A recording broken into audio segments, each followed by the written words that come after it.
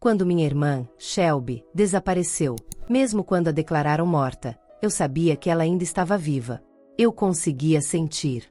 E eu estava certa. Mais ou menos. E assim, aqui estou eu, sentada no meu carro às 2h10 da manhã, perto de um ponto de ônibus escuro que provavelmente não recebeu outro visitante em décadas. Esperando por ela, apesar de ter sido avisada das consequências. Estou escrevendo para me distrair do instinto quase avassalador, cada vez mais forte, de presa que me faz querer correr. A vontade de colocar a maior distância possível entre mim e o que só posso descrever como nada, que se afasta além da linha das árvores. 28 dias atrás, Shelby estava dirigindo por Mayerton, uma cidadezinha que eu nunca tinha ouvido falar até receber a ligação da polícia, até que se tornou o último lugar onde minha irmã foi vista antes de aparentemente desaparecer da face da terra. Ainda não tenho certeza do porquê Shelby estava lá em primeiro lugar. Era muito longe de Billings, para onde ela estava indo, mas suponho que será mais uma coisa para a qual nunca terei resposta. Não dela, pelo menos. Eles a declararam morta. Quando a polícia de Mayerton me ligou, eles disseram que encontraram o carro dela, aquele Mini Cooper vermelho de 2015 que ela tanto amava, enroscado em uma árvore na beira da estrada. Se ela estivesse dentro do carro quando o encontraram, talvez eu estivesse mais inclinada a concordar com eles. O carro estava quase totalmente destruído, mas o que restava do interior estava imaculado. Não havia sangue. A bolsa e a mala dela estavam lá, as chaves ainda na ignição, estava ainda trancado por dentro. Tudo estava ainda no carro, tudo, exceto minha irmã.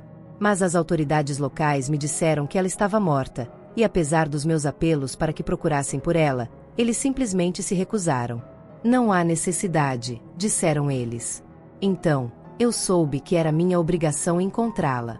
Eu estava atrasada na minha primeira visita a Mayerton.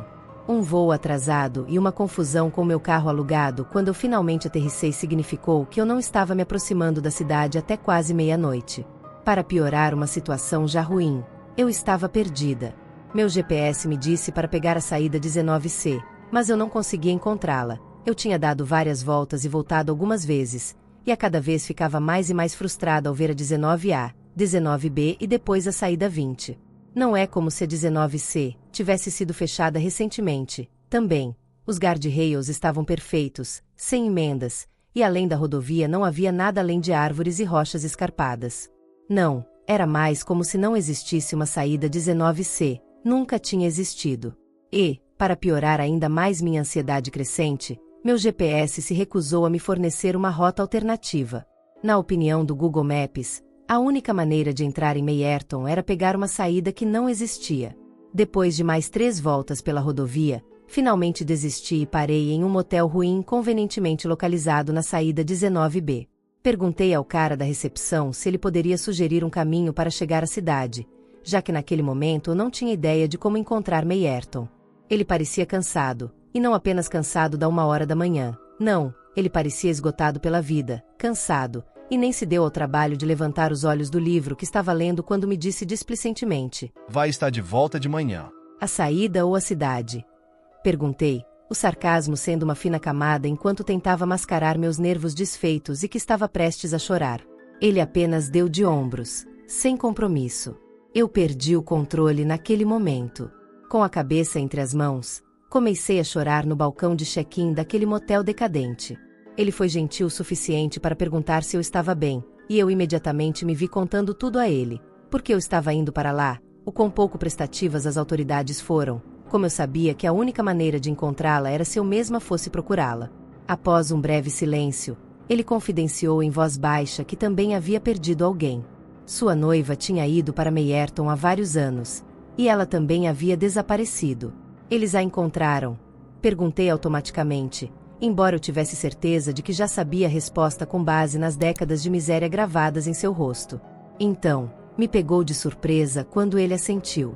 Ele ficou olhando para o espaço por um longo tempo antes de sussurrar: eu desejava que não tivesse. Ele se apresentou como Gary e me disse que minha irmã Shelby havia se ido, que nada de bom poderia vir de eu ir procurá-la. Quando ele não conseguiu me convencer a virar o carro e voltar para casa, ele me ofereceu um quarto para a noite. Enquanto ele me entregava a chave, ele relutantemente me disse que a 19C voltaria às 2h da manhã, mas desapareceria às 23h da noite seguinte.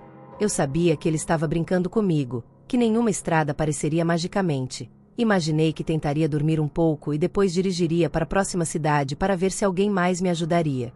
Então, você pode imaginar minha surpresa total na manhã seguinte quando, com certeza, assim como Gary me assegurou, onde antes havia um guarda-reio de metal sólido, havia uma saída. Eu tinha encontrado a 19C. A brita gasta e a tinta descascada da rampa de acesso pareciam indicar uma estrada muito percorrida, também. Então, segui a sinuosa estrada de uma pista através das árvores, e fiquei confusa, mas aliviada ao encontrar meu caminho para Meyerton. Esse alívio foi de curta duração. A polícia foi ainda mais pouco prestativa pessoalmente, insistindo que Shelby havia se ido e que eu deveria ir para casa, seguir em frente. Não importava que ela estivesse desaparecida apenas alguns dias. Não importava que não houvesse um corpo. Perdi horas na delegacia, sem mudar nada, sem convencer ninguém. O caso estava encerrado, disseram-me. Na opinião deles, minha irmã estava morta. Agora, com base no que aprendi, quase desejo que ela estivesse. Isso teria sido mais misericordioso. Uma gentileza até. Enquanto eu continuava minha própria busca por ela, quanto mais eu permanecia, mais eu percebia que algo estava muito, muito errado com a cidade de Meyerton. Cada casa que não estava já demolida, estava abandonada, as estruturas sendo lentamente retomadas por gramados crescidos e matas invasoras. As calçadas estavam vazias de pessoas, e eu só vi outros 2 carros na estrada em todas as horas que fiquei lá. Os poucos negócios que permaneceram abertos tinham apenas um punhado de clientes dentro, e eles claramente não estavam felizes em me ver lá. Cada pessoa que eu perguntei me disse a mesma coisa. Era assustador como suas respostas eram tão semelhantes, quase palavra por palavra, como se ensaiadas. Que eles nunca tinham visto minha irmã antes. Que não havia nada para mim em sua cidade e que eu precisava ir embora. E então, com o que parecia uma tristeza genuína, eles sentiram muito pela minha perda. Eventualmente, às 22h50 chegaram, e eu ainda não tinha encontrado nada. As lojas fecharam às 22 horas, mesmo aquelas tradicionalmente abertas 24 horas em outros lugares. Eu assisti a cidade fechar, assisti a esvaziar de pessoas. Então, frustrada, entrei em um dos muitos estacionamentos vazios e olhei para a extensão sombria de árvores onde o carro dela havia sido encontrado. O ar estava viciado e pesado com um silêncio desconcertante, espesso o suficiente para sufocar. Foi naquele momento, enquanto eu estava sentada no brilho vermelho dos postos de gasolina fechados, que eu senti pela primeira vez a sensação de algo errado no ar. Eu podia de repente sentir que havia algo lá fora além da minha linha de visão, algo esperando logo além das árvores, algo terrível. Eu percebi que Gary e o punhado de pessoas que eu tinha encontrado estavam certos. Eu precisava ir embora. Eu tive essa epifania um pouco tarde demais. Porque o que começou a acontecer a seguir foi a cereja do meu péssimo dia. Enquanto eu dava uma última olhada nas árvores, como se elas pudessem me dar um sinal, uma resposta, uma escuridão diferente de qualquer outra coisa que eu já tinha testemunhado começou a se infiltrar por elas. Sufocou a luz da lua, era como uma cortina do nada, uma presença apenas detectável pela ausência de tudo que tocava. Trazia consigo um cheiro de carne queimando, misturado com frutas podres que de repente inundou minhas janelas abertas. Eu me vi congelada enquanto se aproximava. Enquanto engolia as casas na rua, eu podia sentir uma forte sensação de vazio, que sugava o ar dos meus pulmões, ameaçando me esmagar. Ao mesmo tempo, parecia, certo, um convite estendido para o abraço do nada, para algo antigo e insaciável. A escuridão crescente engoliu o brilho vermelho dos postos de gasolina. Foi apenas a percepção de que a escuridão havia começado a anular a luz dos meus faróis que me tirou disso.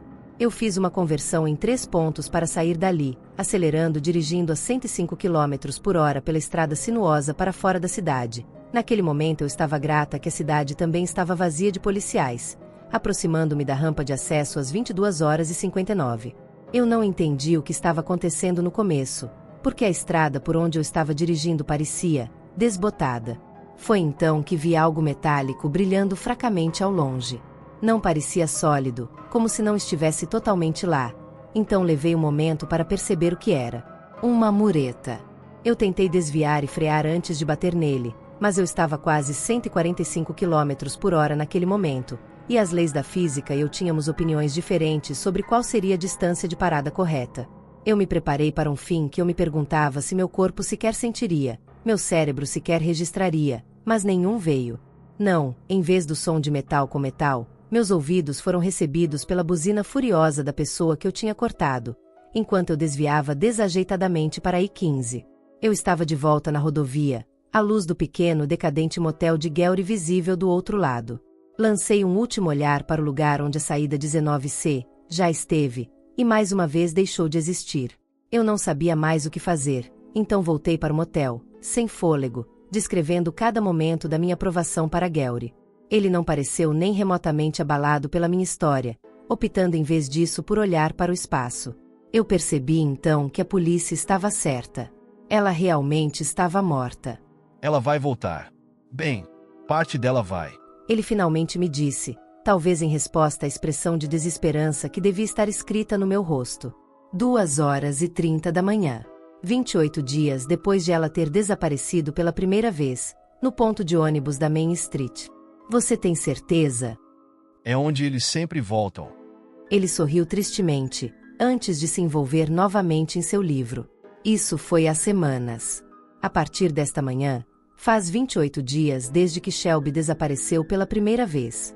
Eu aterrissei em Billings e fiz a viagem de 6 horas para os arredores de Meyerton, esperando pacientemente que a saída aparecesse. Eu pensei em parar para ver Gowrie, mas desisti. Ele me pediu para não lhe dizer se eu escolhesse voltar. Ele disse que não queria o que quer que acontecesse comigo em sua consciência. Mas, agora são 2h29 da manhã, e aqui estou eu, sentada no antigo ponto de ônibus na cidade vazia de Meyerton, uma cidade que só recentemente retornou à existência, olhando para o último vestígio da escuridão que se afasta. Posso ver Shelby ao longe agora, pálida ao luar fraco, descalça, imaculada para alguém desaparecida por um mês e emergindo da floresta. Eu a encontrei. Mesmo daqui, posso sentir algo irradiando dela, um vazio, uma cavidade anseiante, uma fome por algo muito mais precioso do que mera carne e osso. Eu deveria estar correndo para abraçá-la. Eu deveria estar eufórica. Em vez disso, estou congelada, dominada por outra emoção completamente, uma que eu nunca senti antes em relação à minha irmã. Medo. Não apenas medo. Um terror avassalador, sufocante. Não é apenas aquele vazio agora familiar que irradia dela da mesma forma que irradiava do nada convidativo quando quase me consumiu no mês passado. Nem mesmo a maneira como sua pele parece muito justa em seu corpo, ou que ela é mais alta do que eu me lembro. Não, é aquele sorriso horrível e predatório no rosto da minha irmã, um que eu não vi em todos os nossos 26 anos juntos. Ela se move com a mesma graça de quando estava viva, mas em seus olhos, eu só vejo a morte. Eu percebo, enquanto observo a encarnação do nada que está envolto na carne da minha irmã, que não tenho certeza do que exatamente ela quer, o que ela deseja. De certa forma, eu desejava que ela não tivesse voltado. Eu deveria ter acreditado naqueles que me disseram que ela havia se ido, porque ela está. Ela está completamente desprovida de tudo o que a tornava minha irmã. Enquanto luto contra a vontade de correr para o carro, para deixar Meyerton antes que seja o que for que veste a pele da minha irmã, possa me alcançar, não posso deixar de reproduzir minha conversa final com Gowrie na minha cabeça. Então, eu confirmei, ela vai voltar, em exatamente 28 dias desde que ela desapareceu. Ele tinha sentido, sem conseguir mais olhar nos meus olhos. Mas preciso te avisar, Sheila. Se você achou ruim quando ela desapareceu. Ele fez uma pausa para olhar além de mim e para a escuridão das árvores ao lado da rodovia. Vai ser 1000 vezes pior quando ela voltar. Eu disse a ele que sabia que estava fazendo a coisa certa, que tentar salvar minha irmã nunca poderia ser um erro. Oh Deus! Ela está mais perto agora. Não consigo dizer se ela busca preencher esse vazio me arrastando de volta com ela, ou se a fome é mais primitiva, mais literal. Tudo que sei é que a Shelby que desapareceu, que eu perdi, não é a mesma Shelby que vejo diante de mim agora. Estou congelada no lugar agora, como se estivesse presa pelo olhar dela.